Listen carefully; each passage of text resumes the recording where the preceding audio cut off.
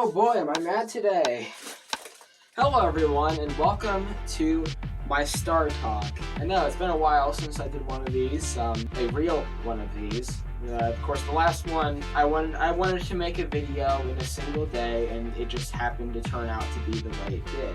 However, it's been a minute since we have had a civil discussion in front of the screen with me sitting in a chair with visual accompaniment right here, which is in front of the television, of course.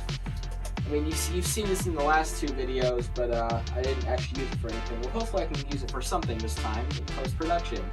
Anyways, the reason I am so mad today is because I was supposed to give a demonstration of the Bluetooth iPod. Wherever I set that damn thing, oh, it's back there, behind the camera. So this may or may not be one of the most unreliable pieces of crap that I've built so far in my life. But this was just good fun, and it does work most of the time. It's just, you know, you probably want to keep a backup if you're going to use this thing. However, the same can be said for this iPod, which is today's subject of the video, because I am so angry that I just feel the need to rant about this iPod, which has caused me many frustrations over the time that I've had it. I'm not dissing the person who sold this to me, which was somebody on Discord actually. I didn't buy this off of eBay or anything. Again, I'm not dissing the person, it's just this may or may not be the absolute worst iPod that Apple made. You know, aside from the Nanos, which I have one right here, where these things like to get a black spot, which is the battery expanding, and it's almost impossible to fix. These are just most, if not all, of my complaints about the iPod Classic 3rd generation. When I wake up, I go straight. So, this was the flagship iPod from 2003, which eventually was replaced with the monochrome iPod 4th generation, Bluetooth iPod right here. I mean, I have another one of these, I just kind of sacrificed the screen because it just broke. Fucking hell. But during its lifetime, it spawned the iPod Mini, which led to the iPod Nano. That's all I can say about this, really. I should start off with some of the positives, you know, as this video is kind of supposed to have a structure, but I'm basically just talking to a camera at this point. You know, because I know nobody's going to actually watch this. No one cares about this topic, but I do. So, here we go. The positives are, of course, let me start off with possibly the most obvious one. It is an actual Apple iPod. Apple did manufacture and release this. It works with all of the iTunes software, although we'll get to that in a bit. And there's nothing inherently janky about this whole thing. It's supposed to just work as an iPod does. As my 4th gen do, my 5th gen does, my 6th gen did before I lost it, my 2nd gen does, even though it needs a new battery, and yeah. Second positive is the design right here. They only ever went with this kind of design once, because after this was the click wheel introduced with the iPod Mini, then they put it on the Classic, and then every other iPod after that. But this was the last one with all the same button shortcuts and such as the 1st and 2nd generation. So this is reset, this is disk mode, and this is debug mode. Fun fact. If you try to reset an iPod Classic that is, actually no, I have a better example here. This is my 1st gen that barely works. So if you try to reset it like this, it doesn't work. If you try to put it in a disk mode like this, it doesn't work. If you try, actually no, disk mode is this on most iPods. This is debug mode. They don't work, it doesn't work like that. These did have different button shortcuts, which were kept on the 3rd generation. Just fun little tidbit. Third thing, this one was the first one to use the newer style of the remote port, which was a thing on the 1st and 2nd generation. They carried it over to this one, but they made a regular headphone jack and a separate port. Yes, it means you had to buy a different accessory, but it does work with the 4th gen, also known as the best generation. So there's that. And then eventually they got rid of it on the 5th generation. This one has an engraving, I guess. And I've already run out of positives. Actually, no, I mean, the software works. but that kind of goes along with it's an iPod. Now it's time to get into my frustrations with this piece of fucking shit. So, first off, notice how it's charging right now. Well, surprise fucker, you need one of these fucking things to charge it. Now, if you don't know what this is, this happens to be a FireWire iPod cable. This is actually a pretty janky one that only charges and doesn't do anything else. And this is this is the brick that came with my first generation iPod. It's something that was kind of carried over from the first generations, because on those, on the first and second generation, all they had was a FireWire port at the top. This is how you charge these iPods. This is how you sync the iPod. It has a FireWire on one end and a FireWire on the other end. You just plug it in and it works. However, oh hey look, the cool design. This is with the backlight on. That's why it's so cool. And that's why I keep it around, honestly. But something that was carried over from those iPods was the FireWire capabilities. In fact, all of the iPod classics have it. A lot of the older Nanos have it. They didn't really get rid of support for it until about 2008 with the iPhone 3G, the second gen iPod Touch, and pretty much everything at that point. It doesn't support a FireWire charger anymore, which sucks because that means you can't really fast charge them. The thing about this is this was also the first iPod, in fact, actually I think this is the first Apple product ever to come with the 30-pin dot connector, which was kept until the iPhone 4S in 2011. Now that's all fine and dandy, except you have to have a FireWire charger to charge it. If you try to plug this in with a USB cable, it will sync to the computer, but it will not charge. If you plug it into one of those tiny little iPhone bricks with the same USB charger, it won't do jack shit. And the worst part is if you try to use an iPod dock that's newer, works with like iPhones and shit, you plug it in, it does more than just nothing. It kind of freezes up the whole thing and makes it flip the fuck out. That's not a problem at all. Which brings me to my second point. In order to restore the iPod, you also have to plug it in with a FireWire cable. Now, 30-pin to FireWire cables are getting rarer and rarer by the day. In fact, my main one, actually, it isn't necessarily this. This is actually a solution, but I have another one of these. This is called the Pocket Dock, and what this has, it has FireWire and USB. Now, I said that if you plug the third gen straight into a USB port on your computer, you can sync the iPod with your music library and such, and it will work unless the iPod dies, in which case everything gets all corrupted and shit, and then you have to restore it. But you click the restore button, it says, oh hey, connect your shit with FireWire, bitch! That's not a problem at all, especially when not even this accessory. This is the FireWire and USB model. I have one that's just FireWire, and that is how I actually managed to get this fucking thing up and running. Without that, it would still be boot looping with the folder icon. We'll get to that in a bit. But the other thing is that my main computer that I sync music with is my 2014 MacBook Pro. Now, because I'm not entirely about that dongle life, I don't have an adapter that converts Thunderbolt to FireWire 800.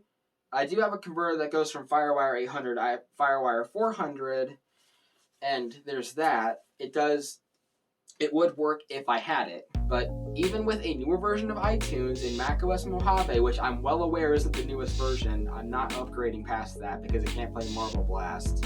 Yes, I do still need 32-bit support for my computer. But anyway, it just won't work if you plug in USB and try to restore it.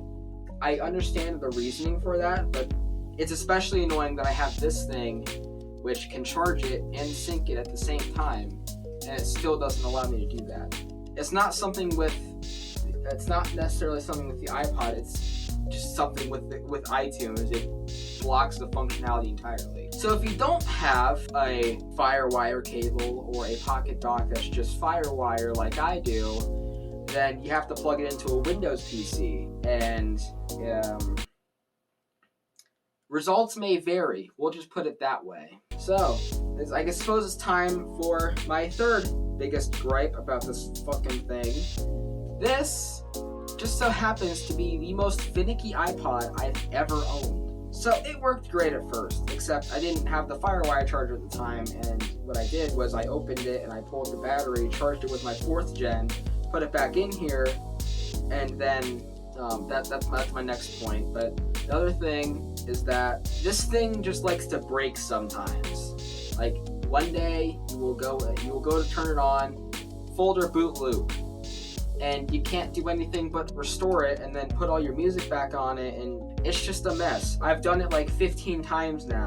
It just doesn't seem to stay working. The only time it's managed to stay working is now. It's Mac formatted. I used the Pocket Dock and I plugged it into my iMac G5. It took about 15 years to figure out like how to get the computer to recognize the thing, and then I was able to restore it, which luckily for me, but I'm well aware that most of you don't have an iMac G5. I suppose I should also probably make a rant about why the iBook G4 is the worst Mac ever, because I was originally going to use that, and yeah, I have my gripes with those too, don't worry. Part of that, number 4, the battery life is garbage on these. I know this thing has worse battery life now than it did before, but again, this was a fun project, and the whole point was to get Bluetooth working, and the Bluetooth transmitter draws more power. Sometimes it doesn't turn off, and this was something that I created. I'm proud of this, and it's just fun. This is an official product from Apple Corporation, and the battery life is ass. And this is with a brand new battery as well. I had I had the original battery that I got with it right here. Don't know if this is the original or not. This is dead. I had another battery that I bought off of eBay, but the wires got disconnected on that one, because I don't know why. It's the cheap eBay battery. And then I put another brand new battery in here, and this thing has about the same battery life as that original battery did about a year ago. Do you see why I hate this thing yet? Number 5, it constantly restarts. So you will have this thing plugged in, it'll be charging, right? You take it off the charger, you go to start your morning. So you hop in your Ford Ranger pickup truck or whatever vehicle you might have. You plug your iPod into the aux, you unlock it. Oh, the Apple logo shows up again, and it's gonna take another 30 seconds before you can listen to your music. Imagine if you're on a hurry out the door and you need it to work, and then it gets finicky again and stops working. Or maybe the battery is dead because it only lasts like a day. I know this is good. I know my thoughts are pretty unorganized at this point. I suppose I could just put the list on the screen here. But it constantly restarts, and you leave it sit for like a minute, and you press the center button again, it restarts again. And you lose, like, I like to shuffle my music, and like what I do is I'll go into the song list, I'll click a song, it'll automatically shuffle everything. So I'll be in the truck listening to my music, jamming out as usual. I get to my destination, and I press the pause button, put it in my pocket. Later I get back in the truck, and now I have to start over again because the iPod decided to restart for some odd reason. I don't know what it is about that. It just likes to restart for the dumbest of reasons. Like, I just unplugged the charger again. Oh, surprisingly enough, it didn't fucking restart this time, but it's restarted about 5 times just in this video alone for me plugging in and unplugging the charger. That's not annoying at all. It may be something with the battery life. I don't know. But I know the original battery is definitely dead. I don't even know if it has the original battery in there. I think I've said everything that needs to be said. A few more minor things is that the headphone jack is almost impossible to remove on its own, and the hard drive cable which means that you kind of have to line it up perfectly, and it connects like a Lego, which is a little bit annoying when you have to reconnect your hard drive if you pull it. And it's attached to a little mat on the bottom, but the mat on the bottom was something that was carried over from the 2nd gen. Another thing is that this is a quirk with the 1st generation, the 2nd generation, and the third generation, but if a point in the song is too quiet, it will get very distorted. This was something that they seem to have solved with the 4th gen, and I don't necessarily blame the 3rd gen itself for that. I blame the audio decoder in this thing. But again, that's an issue with other iPods, not necessarily just this one. So hopefully I have successfully described why I absolutely hate the 3rd generation iPod. But I keep it around because I like the look of the thing. It looks cool when people see it and stuff. And yeah, so if you're thinking about getting a 3rd generation iPod, first off, don't. But second off, make sure if you do want to jump down the rabbit hole that I have jumped down, make sure it's fully working. And this could be an issue. These could be issues that only I am experiencing, because that seems to just be how it goes. I have terrible luck. I basically have the Crazy Ken curse, if any of you know what that is. Probably not, but you know.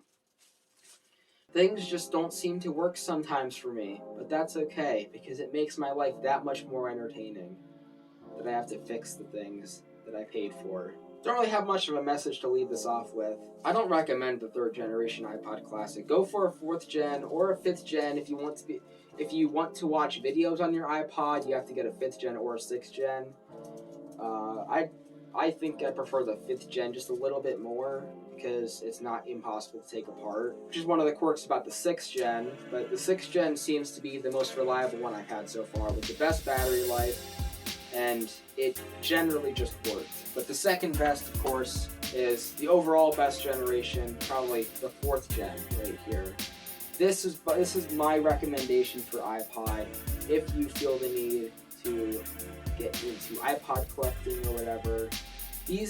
They're good for flash modding, which these ones you can do, but you can only get about 64 gigabytes before it starts breaking itself, even though it breaks itself with a regular 15 gigabyte hard drive, which was original to the iPod. And I'm not necessarily going to complain about that, because I did manage to fix the thing. I don't think it was an issue with the hard drive or the iPod. I think it was just the whole setup I was using was just being really finicky with it. But these will go up to about 128. You can get 256 into an iPod Photo, and iFlash does sell the kits for a 4th gen. They do technically work with a 3rd gen, but I don't recommend them for that, because I just explained why.